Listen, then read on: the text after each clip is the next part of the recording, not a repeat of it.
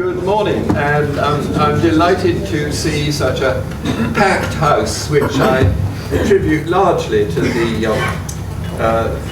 distinction and thoughtfulness of our speakers, two qualities that don't always go together. I don't know why we're divided, it's strange, but I don't think this apartheid has no great significance. But I think it's also due to the eternal fascination of the subject. In fact, I mean, this is a sort of a very unusual event. I mean, it may even be a unique one, especially in an age which is obsessed with going forward.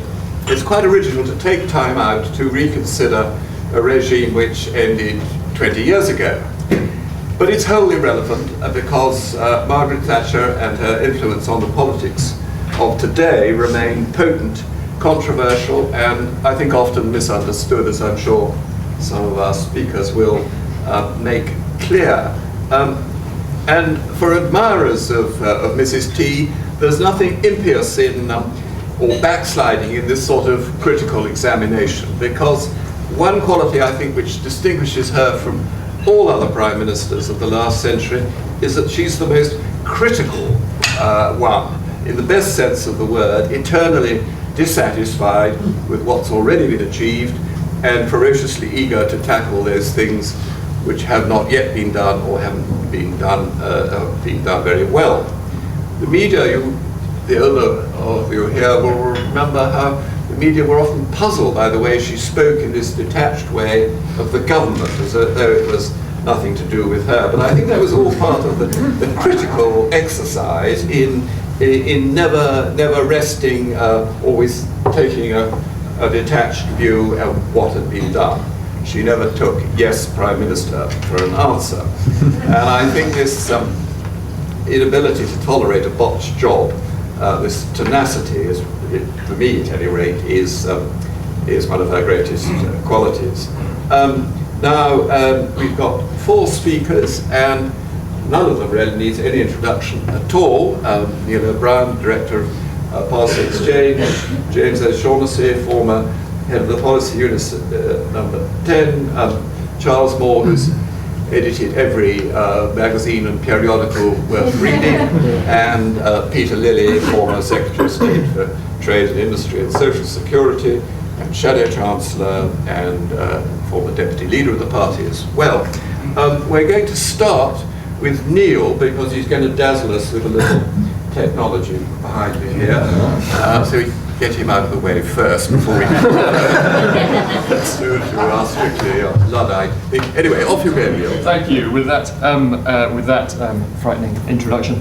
Of course, being at conference is a little bit like being in a sort of Margaret Thatcher simulator, where you go to bed very, very late, get up very, very early to come to great fringe meetings, have no sleep, but at least you don't have Arthur Scargill on your case as well at the same time, so be grateful for small mercies.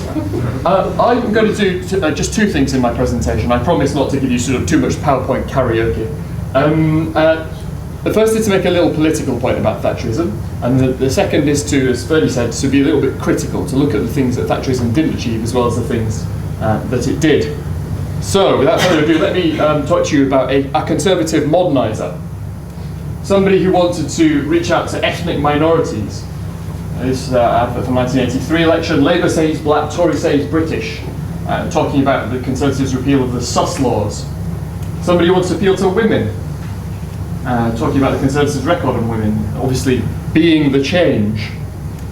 Somebody who wanted to appeal to trade union members. I mean, of course, you remember all the conflicts, but at the same time, somebody attempting to reach out. Somebody talked a lot about protecting public services. Great advert. The number of nurses and midwives has gone up by 45,000 under the Conservatives. Talked originally about tackling unemployment, and of course what was lost along the way, and this is a 1979 advert, the government in opposition had talked a lot about the need to get unemployment down, and of course things turned out differently. But that was a core part of the offer in the 1979 election, which of course is when Mrs. Thatcher got her largest share of the vote. Did well in terms of seats in 83 and 1987, but the biggest share of the vote, 45% of the vote, was the very first election in 1979. That was the moment of most appeal, and the moment also when Thatcherism was most like a kind of unifying force. And also, this is where we slightly give the game away about who this moderniser is. someone who's very interested in regenerating the inner cities in Docklands. This is up in Teesside. So the only point I'm really trying to make here is about the way that the image of Thatcherism is very much set by the end of Thatcherism, by people who were the last people standing. And it's sort of frozen into a very harsh image, a very kind of uncompromising image. But of course, we can easily forget along the way the kind of richness of Thatcherism as a project. It was a bit more inclusive than people now make out. It's a little bit more of an attempt to appeal and broaden the appeal of the Conservative Party. So if someone tells you, all this rubbish Cameron's doing about trying to appeal to ethnic minorities and women, all this rubbish, Mrs. Thatcher would never have done that. They are wrong. So what Thatcherism achieved? Amazing achievements, and I'm going to talk very quickly about this. But I think a Conservative fringe meeting, it's a bit easy to say, is Margaret Thatcher absolutely wonderful. That would be untrue to Thatcherism, I think, and we need to be challenging. But what Thatcherism did. So this is the post-war period, and look, the sick man of Europe, absolutely on his bum. The UK at the bottom of the table, growing more slowly than everybody else. Greece, the stellar performer, of course, of the period, not doing so well. That's Spain and Portugal, pretty good. The old West Germans, though, still doing all right. In fact, actually, it was a longer period of relative decline than Thatcherism reversed. 100 years of relative decline. Here's us plummeting compared to France, Germany, and the UK and the US. And then something strange happens in 1979, and the UK bounces back like a kind of rubber ball. An amazing achievement.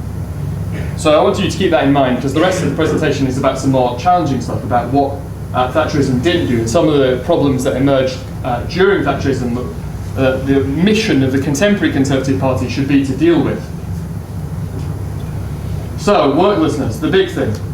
The blue line at the bottom there is the kind of conventional picture of unemployment. Went up in the 80s, up briefly in the 90s recession, then down, and then we, of course, in the noughties under Labour, we thought we'd cracked the unemployment problem. It was all solved. The top line is, I think, a better picture of what really happened to worklessness. This is all of the main out-of-work benefits, including incapacity benefit and income support, onto which a lot of people transferred during the 1980s. And there the picture is different. We see a rise in the 80s, a rise in the 90s, and it just never really goes back down again. During the Labour years, sort of green period towards the end there, unemployment was falling, but just not fast enough to take it back to anything like the level it had been at in 1979. And something else was happening too. The top line in this graph shows you the number of workless individuals, but the bottom line shows you the number of workless households, because the distribution of unemployment was changing as well. So we had a lot more lone parent households, but also, on top of that, the households in which the jobs were lost were different to the ones in which the new jobs were created. So you ended up with a lot more two-earner households, a lot less one-earner households, the classic male breadwinner model, and a lot more zero-earner households. So that makes you a much more unequal country. And you can see, even after the slight decline of the Labour years in the number of workless households, it's still twice as high as it was when I was born. Here's another part of the picture. We've done quite well on female employment, the thick black line at the bottom there. Female employment up. But look just how dramatically male employment has gone down in this country. If you look at the pink dotted line, which is about male employment, down from 90-odd% to 75-ish. Really big change in our society, the collapse of male employment. This is a different part of the problem. This is a smaller scale. If you look on the left, this is a small number of households we're talking about.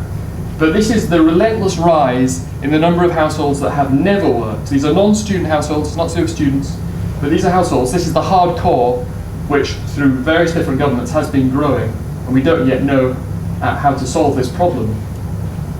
Second sort of challenge that emerged during the Thatcher years. This is about the widening out of different income distributions. I'm not a massive egalitarian. I'm not so much worried about if somebody is better off than you and you're no worse off. That doesn't make you worse off in my view. But what I am interested in is how the bottom fifth did in absolute terms. And we can see that for a lot of this period, they've just not done very well. You've seen the top fifth race away do quite well. People talk a lot about the squeezed middle, but the middle's done okay as well. It's this bottom fifth of households that are really struggling to kind of keep up with the rest. And that's partly because of what I talked about before about worklessness. If you're not working, it's very difficult to keep up. A lot of people want to blame Mrs. Thatcher for the rise in inequality. It's something the left talk about a lot. But of course, inequality has gone up all over the world. The great majority of industrialised countries have seen this rise in inequality. And economists talk about skill-biased technological change. The invention of computers makes high productivity people even more productive and throws a lot of people in the middle of the labour market out of work. The only countries, in fact, that have seen decreasing inequality over the last couple of decades, since the 80s, are the late industrialising countries like Turkey and Greece. Even the ones that have managed to hold a constant, like France. France was never much of an industrial country. And so this is not something to do with Mrs. Thatcher. It's not something to do with Mr. Reagan either. This is something that's happening all over the world. And again, the governments have talked a good game about reskilling, about having better education. They've not done enough to make our society stop becoming more unequal. Third set of challenges left behind by Thatcherism. So Thatcherism cured a lot of the private sector's woes, sort of made that more competitive, sorted out the problems with the trade unions. Great. It managed to reduce the size of the state, like kind of peeling an onion. First, they had the privatisations of things like London Poly and the pubs in Carlisle, which should never have really been in the state in the first place. Then you had the privatisation of things that seemed relatively straightforward to privatise, like telecoms, steel, all these things which became a hell of a lot more productive once they'd been privatised. But as you get down, you're peeling this onion down towards the core of the state, things get harder. The public services, of course, had not been as much changed by Thatcherism as the rest of the economy. And of course, because the public services are a big part of our economy, that overall is a drag. This sort of funny looking graph shows you the difference between the service sector in the private sector, which is the grey line. Look at its productivity shooting off, doing really well, and the productivity of equivalent in the public sector, falling away. So instead of getting more for less, we're getting less for more.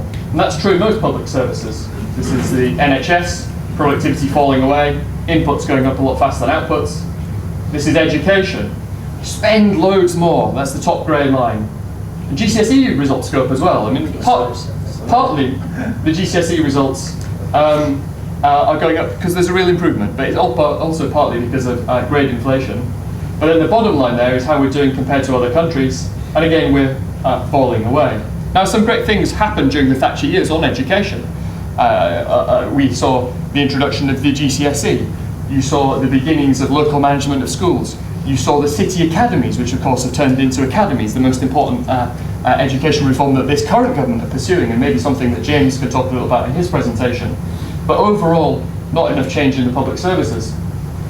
Crime. So Thatcherism, funnily enough, in the criminal justice sphere only happened after Mrs. Thatcher had left. We get to 1995, we get to Michael Howard, who decides that it's not his job to just preside over rising crime indefinitely, and he decides that prison works, and crime falls, and it does work. David Blunkett continues what he's doing. He continues to think that prison works, and he spends a lot more on the police. He spends 30% more on the police. And crime kind of continues to kind of fall a bit. But this left-hand graph, which gives you a longer-term perspective since the 1950s, shows that the overall level of crime is still a lot higher than it was in the 50s, the 60s, the 70s, maybe even the 1980s. So some improvements on crime, but still an awful lot more to do in every single part of the criminal justice system. More in terms of deterrence. Can it be right that 50% of fines go unpaid? That 50% of community sentences are not finished? That a typical community punishment is something like working in a charity shop, which I used to do. You know, I didn't consider myself being punished when I worked in a charity shop. That is not something you get for doing a crime. The average prison consumes £1 million worth of drugs every year. There's no work in prisons. They don't rehabilitate people. We chuck them out on a Friday when they've got nowhere to go but back to their drug dealer. So much more to do on crime. Last challenge, social breakdown. This weird-looking graph is our society falling apart. Top lines are the proportion of people in different social classes, from the highest social classes to the lowest, who have children within marriage. And at the top, things are very similar to they always were. About 80% of children are born within marriage in social classes 1 and 2. Down at the bottom, things are different. So the bottom social classes here, 5, 6, and 7. The norm is now to have your children outside marriage. And I am not condemning people who have children outside marriage. Lots of my friends have done this. My colleagues have done it as well. I'm using it as a proxy because, of course, that goes with a lot of other things. It goes with lone parent status that we know makes it more difficult for children to get on later in life. It goes with other kinds of social breakdown. And what you have there is, I think, a kind of coming apart of Britain. I can't get the data to go back to the 1970s here. I think we only started collecting it in 2001. But you can look at how those lines are diverging, and you can look back to the 1970s and 1980s. Mrs. Thatcher, one of the things she was trying to do was the remoralisation of society. It was an attempt to get back to some of the Victorian virtues. On that project, Thatcherism has not been successful, and that is a big challenge, which again, I'm not sure that anybody has a magic bullet for, but is a challenge that now falls to this generation of Conservatives. So those are my 4 challenges, and that's my contribution to this debate. Thank you very much.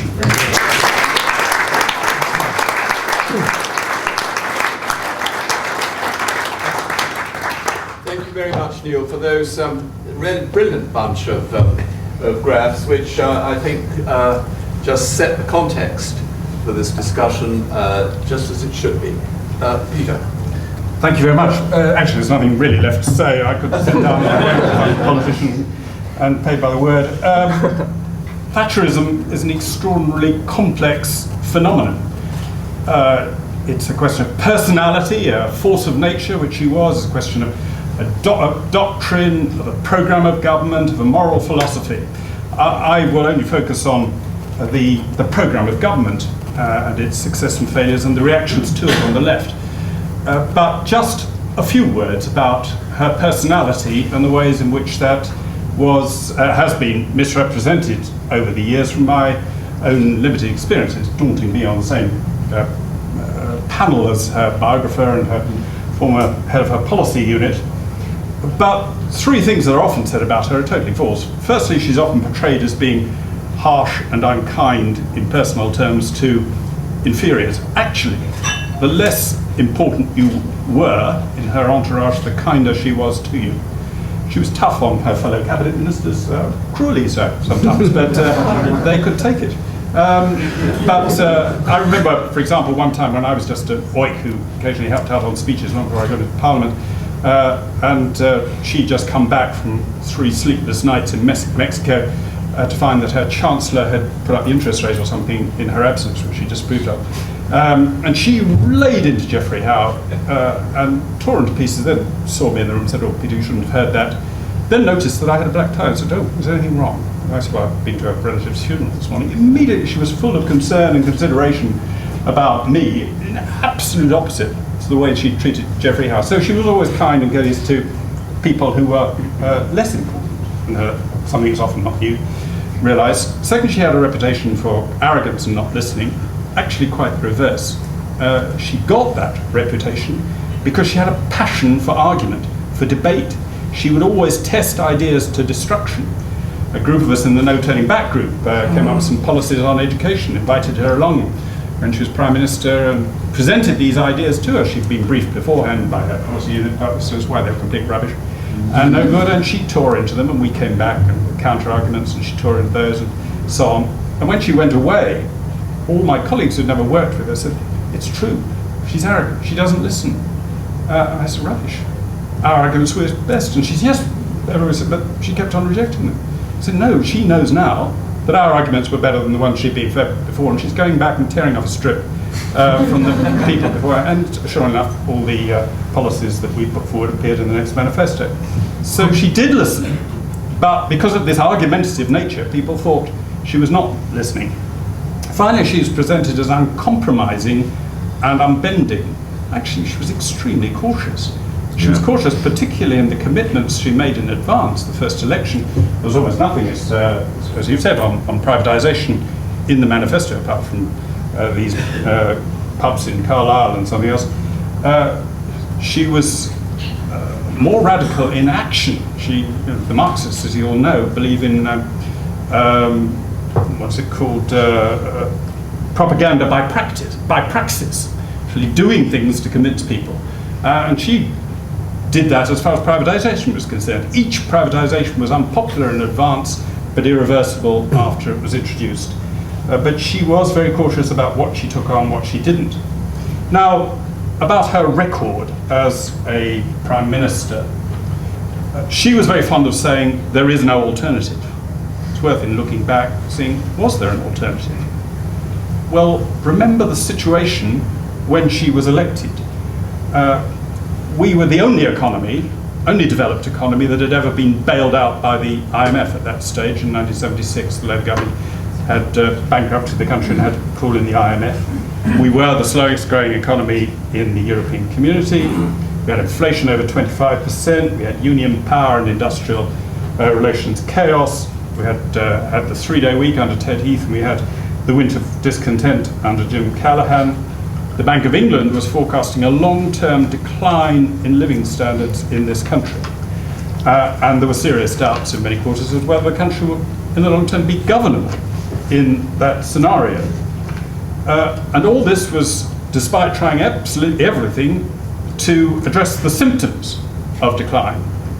People forget, we had actually had a government which controlled every price, every pay agreement, profit levels, dividend levels, foreign exchange transactions, in great detail. But it failed completely. We tried to buy off the unions with social compacts and social contracts. It hadn't worked. So those who say there was an alternative are effectively saying we should have just let things go on with this gentle decline in the way Argentina moved from being the third richest country in the world beginning of the last century to ending up practically a third world country by the end of it. And we would have, and could have followed the same path of being a syndicalist, Peronist, corporatist state. But we didn't.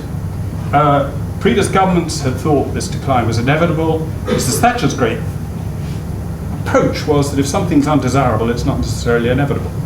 And she was prepared to tackle it, and it did work. We moved from being the slowest growing economy in the EU to the fastest growing economy in the EU. We went from having the worst industrial relations to one of the best. We tackled union power by giving back control of unions to their members and taking it away from the union bosses.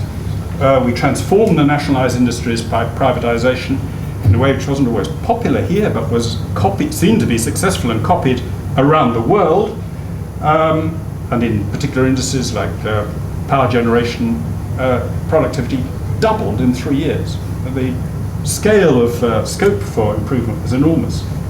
She helped defeat and bring down a fascist dictator by demonstrating that it's possible to roll back socialism. She helped give rise to the forces that undermined the communist empire, and she herself became a heroine in Poland. You can tell what date people were born in Poland by whether their name is Margaret. And the ultimate proof that her transformation was working was that it converted the Labour Party. The Labour Party realised it could not get elected unless it promised effectively to keep her reforms of taxation, nationalisation, of trade union reform in place. It made life more difficult for us, but it made it better for the country. Now, could all this have been done with less pain, with less unemployment, with less suffering, and with less rundown of manufacturing? Now, my thesis, I think, is that the costs that were experienced in that transformation were not the costs of introducing capitalism, they were the costs of the failure of socialism. No country has put socialism and syndicalism and inflation behind it without suffering severe pain and unemployment, any more than any drug addict can quit the habit without going through cold turkey. But the pain of leaving a drug behind you is the result of that addiction, not the result of being sober. The pain of leaving socialism behind you is the cost of socialism, not the cost of capitalism. Even if you reject that, even with hindsight, it's not clear that there was a less painful route. Arguably, if the exchange rate hadn't risen quite so much during the early 80s, then there might have been a lower level of unemployment, but it would probably have persisted for longer. So that it's not certain, even with hindsight, that a more effective way of doing things, or less painful way of doing things, could have been found. One of the memories I have is an American television crew coming to interview Nigel Lawson, who they decided to interview because they thought he came over as particularly harsh and cruel and vindictive. I was his PPS, obviously he didn't, and isn't and wasn't. But so they interviewed him, and they made no bones about it. They were entirely against the Thatcher experiment, as their programme was called. They then went off to South Wales to interview lots of Welsh steel miners who were losing their jobs and the radical transformation going on in the steel industry. And they came back afterwards, and I met them. This extraordinary thing is, we met steel workers who hated Tories, who disliked the government. If we had to say anything nasty about the government, we couldn't find a single one who was prepared to say that what was going on was not necessary. They all realised that the steel industry could not go on as it had gone on, and change had to be made. And it rather undermined these poor American film producers' program. Now, I've got a couple of minutes more. A minute. The big question is, given that she was so successful, given that the Labour Party has effectively had to adopt her programme, both agreeing not to reverse, at least overtly, the things she did in the past, and to be openly in favour of a market economy in the future. Why do the left still hate her so much? Why do they sell T-shirts at the Trade Union Congress about dancing on her grave?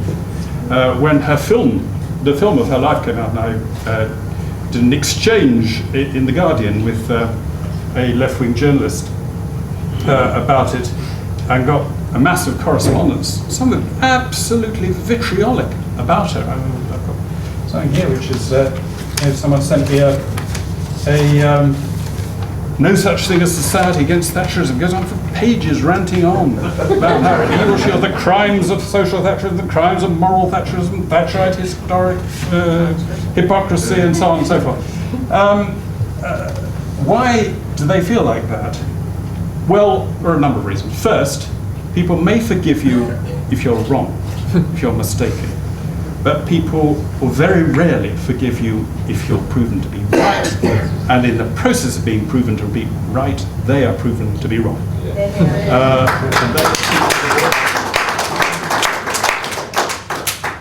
Secondly, she forced people to face up to reality. I recommend a wonderful book by Thomas Sowell. Indeed, all books by Thomas Sowell I recommend to you. But he wrote a book called Is Reality Optional? And his thesis is that the left thinks reality is optional.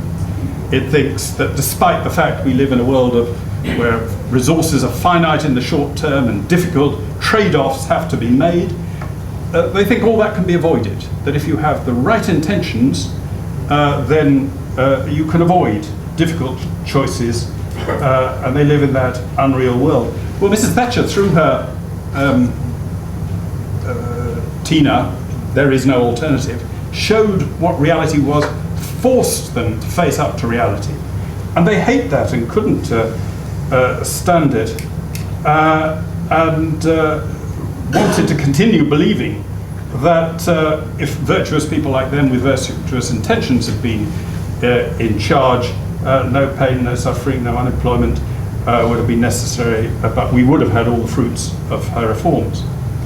Thirdly, the left actually enjoy having someone to hate. That has become clear to me from all the correspondence I received. They relish it, they love it. And that is because the left isn't about doing good, it's about being good through holding virtuous opinions. And virtuous opinions about how society should be organized and how other people should behave their lives. They see the world in Manichaean terms between good and evil. They are good, therefore there must be an evil. Mrs. Thatcher actually was a wonderful opportunity to embody that evil. That's why they seized upon that statement attributed to her that there is no such thing as society, and chose to interpret it as if she was saying that we don't have an obligation to help those less well off. I never bothered to read what she said. I have here, I would carry around with me the transcript from the Office of Information, Central Office of Information, what she actually said, which was, who is society? There is no such thing. There are individual men and women, and there are families. And no government can do anything except through people. People need to look to themselves first. It's our duty to look after ourselves. And then also to help our neighbour. Life is a reciprocal business.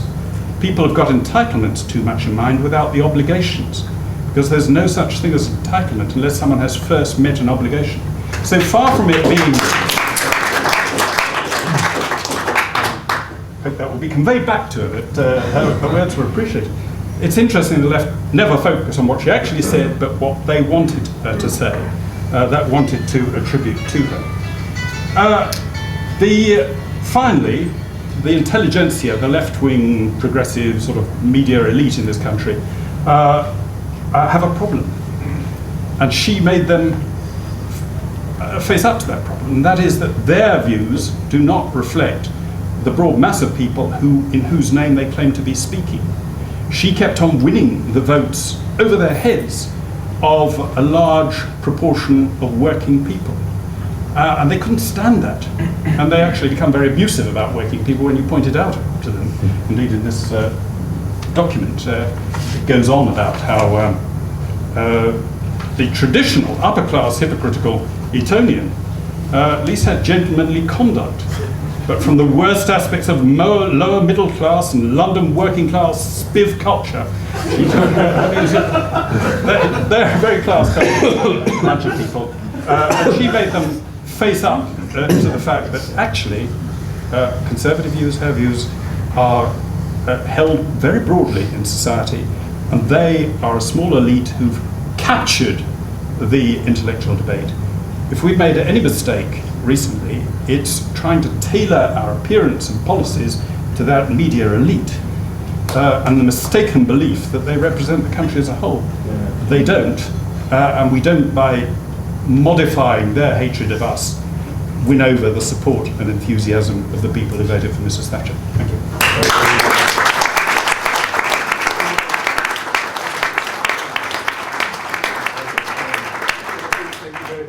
Peter, for that towards our resolve, the truth of much of which I can attest, personal kindness, the enthusiasm for testing arguments being mistaken for inflexibility and resistance to listening, all of which is nonsense, and above all the necessity of pain and the necessity of reality.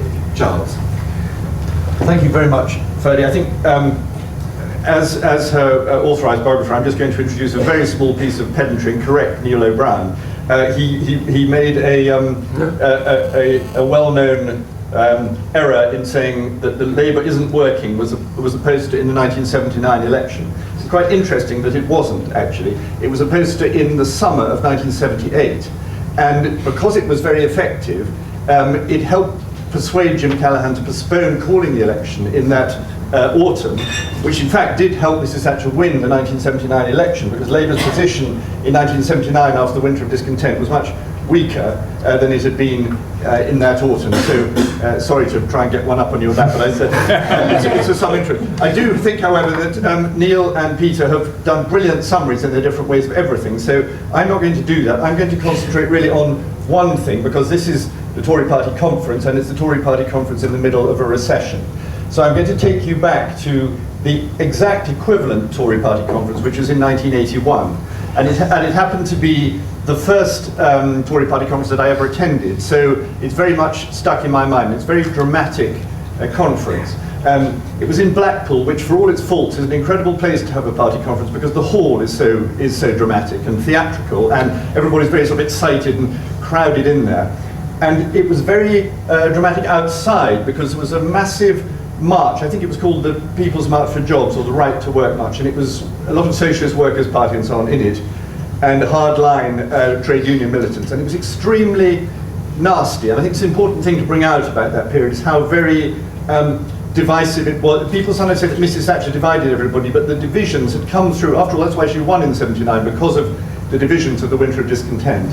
And there was extreme nastiness in these demonstrations, and I witnessed this very much because I was walking with my great friend and sort of mentor, Peter Utley, T.E. Utley, who's then dead now, then journalist on the Telegraph, and Peter was blind, and as we walked sort of through the mob, people were sort of jostling him and insulting him because he was wearing despite the fact that he was blind. So you get a sense of the how sort of angry the atmosphere was, and of course there was a lot of problems inside it wasn't just outside that people were. Mrs. Thatcher was very controversial because masses of her cabinet ministers had recently been reshuffled, and if they were still there, some of them were out, and if they were still there, some of them were furious, and they concerted a series of coded attacks on her all through the party conference. Francis Pym, Peter Walker, Jim Pryor, etc., etc., and so she was actually very beleaguered. And if you think about it now, whatever difficulties David Cameron has, all he's got to worry about is Boris, who I'm not disparaging Boris, but I mean, he's not even a member of Parliament. So the idea that Mrs. Thatcher was absolutely fighting for her political life, and she was also fighting for something she believed, because there is actually, despite the surface noise, there is broad agreement about what you've got to do about the deficit. There isn't really a different interpretation, not profoundly so. I sometimes wish there was, actually, because I think there isn't enough thinking going on, but there isn't. And there was then a profoundly different idea about, both within the Tory party and outside the Tory party, about what you had to do about Britain, about the trade unions, about inflation, about low productivity, and so on. And so it was a moment of great tension. And the curious effect of this, I think, was that it in a way helped Mrs. Thatcher. She'd come from the outside. She was the only woman in the man's world. She hadn't got the class advantages that the Tory party was thought to require. And she knew that if she didn't get it right, she had nowhere to go. She would have failed. And what she hated, both in personal terms and in the terms of her country, was failure. That's what she hated the most. And so she was really, really putting everything into getting this right. And those of us, I remember as a young lead writer from Telegraph, who were supporting her, we had this curiously reassuring feeling that as long as she stayed leader of the Tory party, it was going to come out all right in the end, because she really knew what she was trying to do. And in that sense, she had an advantage over her critics, who simply didn't like what she was doing, but couldn't really formulate what the other thing was. And because she knew what she was trying to do and kept making it clear and repeating what she was trying to do, a lot of intelligent and resourceful people came in behind her with new ideas for policies, and Ferdy was a witness and participant in that, with new ideas for policies that would sort of develop Thatcherism. And so it wasn't just a force of nature, it was also a sort of dynamic movement that kept going. And in that conference, of course, she maintained her position. She didn't make a very good, people often think she made the ladies not for turning speech. She didn't, actually, it was the year before. She made a slightly lackluster speech because she was under so much pressure that she just made sort of quite nice, moderate noises, but sort of stuck to the essential position. Actually not so different from what George Osborne was saying yesterday, just sort of keeping your head down and going through. But it was, 1981 was the year when, with the 1981 budget, the huge argument about public spending, when everybody kept saying that it was all going to go wrong, and it actually started to come right. And it was just before the Falklands War, the following spring, that the economic statistics started to turn around, and you started to get a result.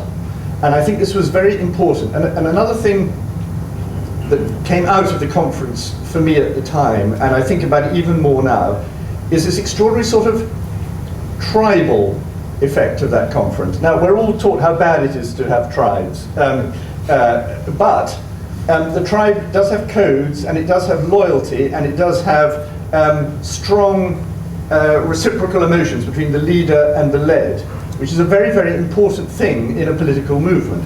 And all political movements today suffer tremendously because they don't. So that if you look at Mr. Miliband or Mr. Clegg, or even David Cameron, though he's much the superior of the three, what you get is three people who are not really leaders of tribes, and they don't have that sort of umbilical relationship with any tribe, not just in party terms, but in terms of the sort of aspirations of the people in general. And I think Mrs. Thatcher was very good at sort of sharing the joys and sorrows and the hopes and fears of a lot of people in this country and expressing them politically and trying to formulate policies based on them. And I think, therefore, you shouldn't be too worried about saying things which do sometimes create what's called division, because you have to, in order to show that you care about something, you have to show where the difference is. Now, this can be just sort of vindictive and stupid and causing unnecessary division, but in principle, it's important. For example, Mrs. Thatcher said early on in her leadership, "We back the workers, not the shirkers." Now, I bet you wouldn't be allowed to say that now, because who are these, what are you saying about these shirkers? But actually, if you're a worker who's fed up with the shirkers because of all the trouble you're having at your plant with the trade union militants, you want to hear that.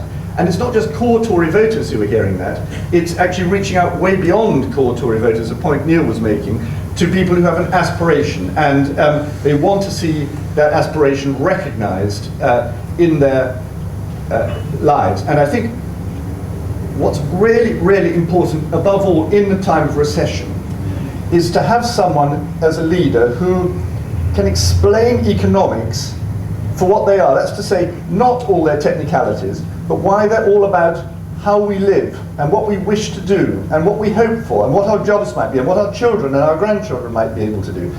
And so economics is actually a part of everything you believe. It's about personal aspiration, it's also about what you hope for your country. And I think you have to be really totally engaged in that, and Mrs. Thatcher was totally engaged in that. And I think modern politicians slightly think with the recession, oh dear, we've got to talk about this because it's awful, but it would be nicer if we could change the subject. Whereas what you've got to do is grasp the subject. It's like fighting a war. If you're fighting a war, you have to, in an odd sort of way, enjoy fighting a war. I don't mean you have to be bloodthirsty, but you have to want to have the fight. And it has to be, you have to put everything into the fight. And that's that very important sense, I think. And it's a sort of missionary way of treating economics, which is very persuasive. And I'll just end, because I think she had that ability to encapsulate these things, with a famous conversation she had when she first went to Moscow to see Gorbachev in 1987. They'd met before, of course, but it's the first visit to Moscow. They had hours and hours and hours of argument. And it went on and on. They kept missing meals and so on. And one of the things he said to her, it was almost like sort of student debate about communism and capitalism. And he said, the Conservative Party is completely out of date because it's the party of the haves and it has nothing to say to the have-nots. And Mrs. Thatcher said, I don't want to create a party of the haves. What I'm trying to do is create a nation of the haves. And it's that idea of ownership which is absolutely crucial to what Thatcherism is about. And it's a doctrine which doesn't actually exclude, but which spreads. And that needs to be re-spread and reinterpreted for the 21st century. Thank you.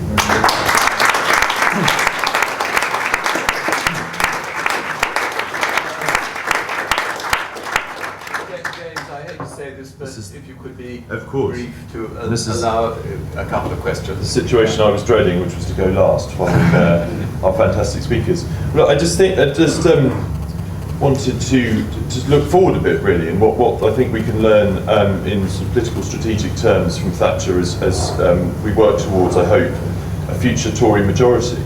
And I want to start with a story, actually, a story about Margaret Thatcher and another Prime Minister who's Tory Prime Minister who's been much in the news recently. And there was a story that came from the Prime Minister. So very early on, when we got into government, I was having a drink with me and a couple of other special advisors with him in the number 10 flat.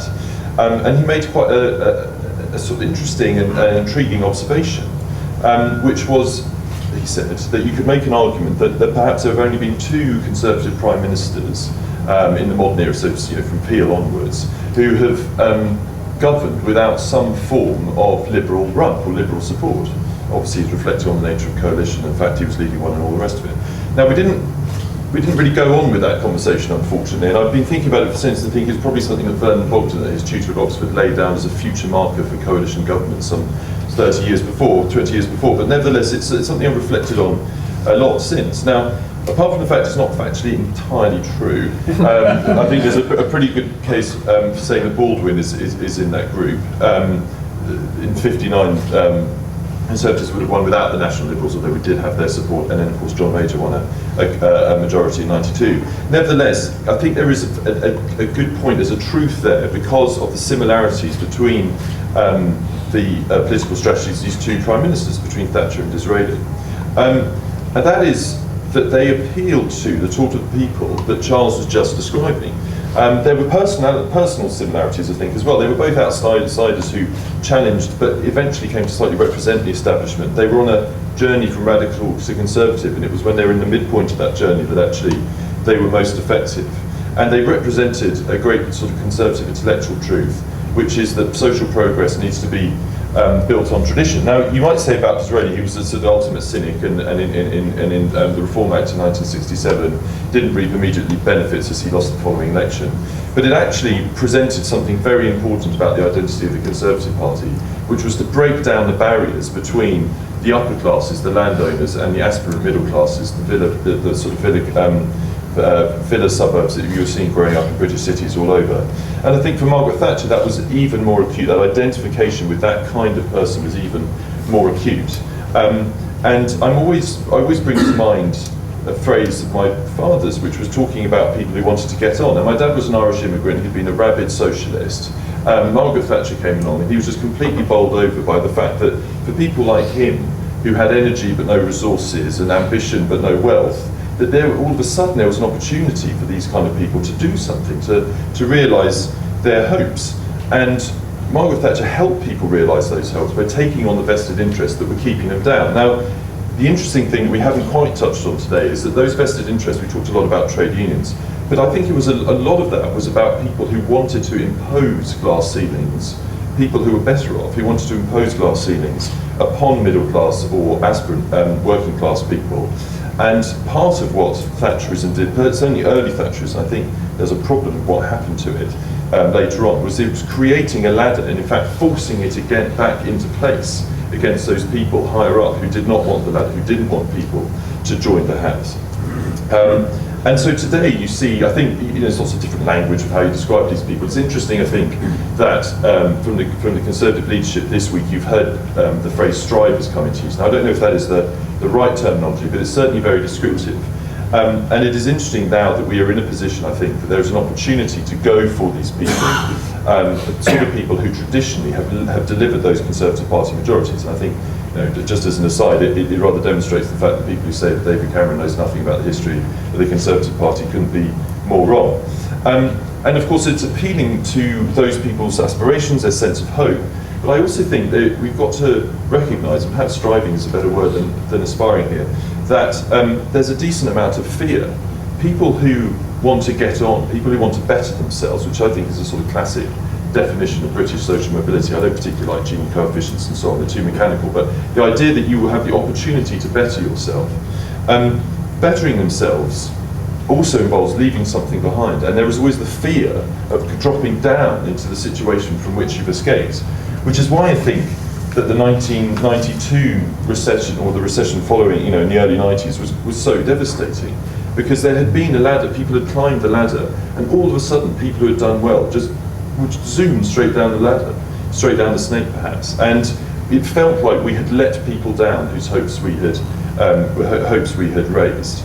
And I think in some ways we are still, as a Conservative Party, recovering from that experience, trying to recover the confidence of those kind of people. So while there's always hope, I think there is fear, and those two things live together, particularly in difficult times.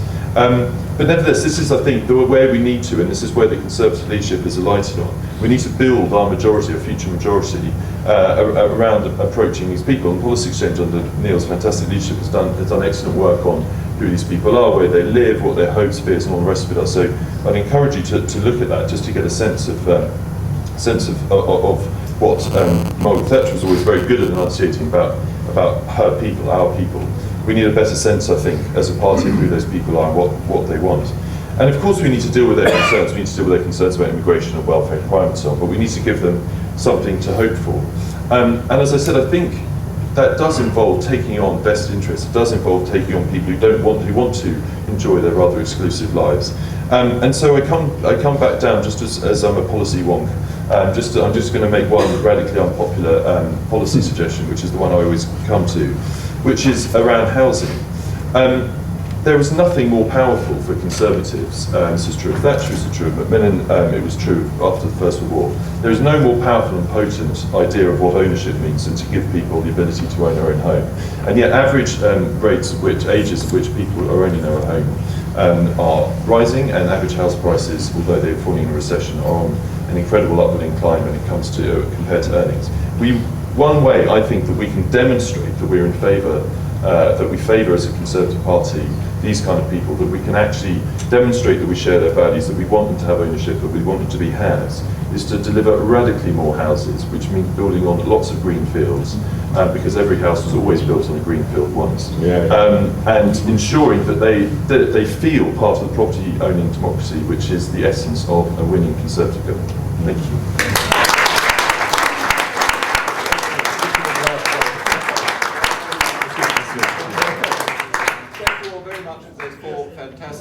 Contributions which I wouldn't have wished a minute shorter. However, it has left us a few minutes for questions. Over there on the right, lady. Thank you. Getting rid of Condon, to pick up on your very last point. If you go, particularly if you go north, some of these areas, a mile upon mile upon mile of brownfield sites that need to be developed. They're so weary. You know, north of North Yorkshire, I go there from Cheshire to my nieces. Why talk about building on green fields, on our tourist attracting, food producing fields, when there are miles and miles of weary brownfield sites? Right, brownfield sites. Another quick one, gentlemen. I'm from one of these. Sorry, yes. Graham Jones, West Lancashire. I live in a greenfield oasis. We've had so many public meetings about development of the Greenbelt. I will lose my seat in 2014 if we carry on with these policies. We are hemorrhaging support over this. We are losing our supporters. I'm sorry to major on what you've just discussed there, James, but it's causing us huge problems. Thank you very much. And pass that to Edwina, yes. Edwina Curry, High Peak, Derbyshire. Can I just ask you how much importance, and I think this is particularly directed at Charles, you would give to the 1981 budget? Because it seems to me that having really taken a big punt, cut taxes on income, raised taxes on expenditure, taking a punt that would result in increased tax revenue but give people a strong incentive to work, that underpinned a great deal of the improvement that we saw in the 1980s and that we now know as Thatcherism. Thank you very much. James, brownfield, greenfield? Yeah, look, people want to live where the jobs are, and the truth is, if you look at the demographic growth across the country, it is not in North Yorkshire, it is not in the part of Lancashire which you're describing, it is in the Midlands and the southeast. That is where there is a desperate need for homes. We build the smallest, most expensive homes in Europe. Right, in every other domain, if we were getting worse and worse products from a higher and higher price, people would go crazy. And yet we're in a situation in which, because there are people who live in nice houses that, don't forget, were once built on green fields, every house was once built on a green field, those people control the planning system and they are enabled to shut people out. It's a classic outsider-insider problem. We need homes to be built where there are jobs. You will notice I didn't say green belt, I said green fields. There was a massive difference between the two. One has got statutory protection, green fields don't. And we just simply can't go on protecting the housing values of people who already own homes versus those who don't. Charles, Despite living in a greenfield area, I strongly agree with James. It seems to me that if people think there are too many houses in a green area, they should live by what they believe and knock their own down.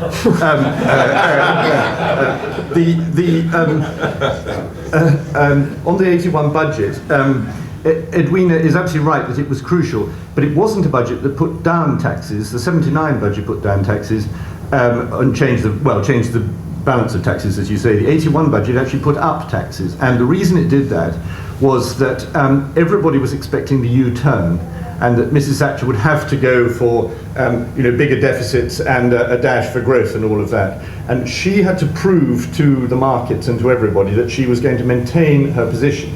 The reason she had to put up the taxes was that she hadn't been able to cut spending enough. She hadn't actually managed to exercise enough control on her feckless ministers. And so it was a combination of that budget followed by the tough review of spending that summer, which changed things around, because what it made people say, it made everybody think that things were worse, but it made people realise she really does mean it, because the biggest expectation that had developed about all Conservative governments, indeed all governments, was that, as Heath had done, they would always give in to the pressure from the unions and so on. Two very, very quick ones just to finish. Lady right at the back on the left there. Mine is it's a great opportunity to divulge a bit of Thatcherism internationally. When I was growing up in Nigeria, I'm an immigrant. Thatcher was not just a British ruler. We were growing up, but we had our parents listening to the radio. Sometimes it could be the only radio in the house because of Thatcher. And then we'd all sit around the table and they would tell us who Thatcher is. You know, she's so famous, she ruled from the heart.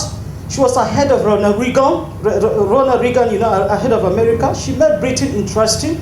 She made governors interesting. So I'm just divulging, her fame is not just local, it's not just within Britain, it's international. Very much. Yes, absolutely. Last question,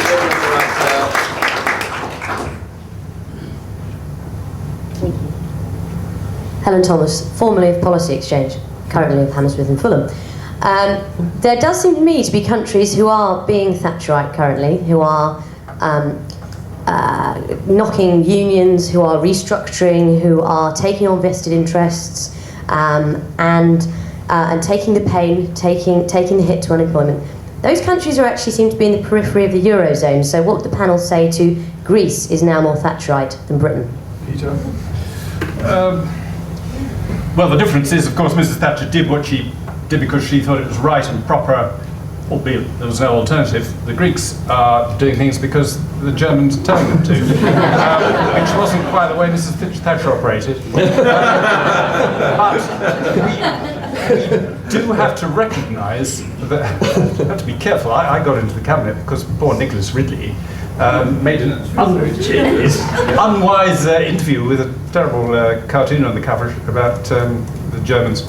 I was desperately trying to persuade people that he ought not to go, and he went, and to my amazement, I got promoted to cabinet in his place. So, we do have to be aware of the fact that our relative advantage in terms of liberalisation and deregulation is declining, and we've got to do something about that.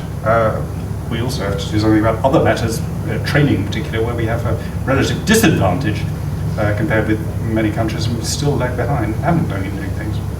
With that very timely warning about the future challenges, we must come to an end. I think you'll agree that these have been four fantastic contributions, which have built up a picture, enhanced by the lady at the back there, of the figure of Margaret Thatcher in her heyday, and recreating Thatcherism not as an exercise in archaeology, but as a blueprint for future thought and action. And so it's very, very relevant. And thank you all very much for coming. And just a hand for the...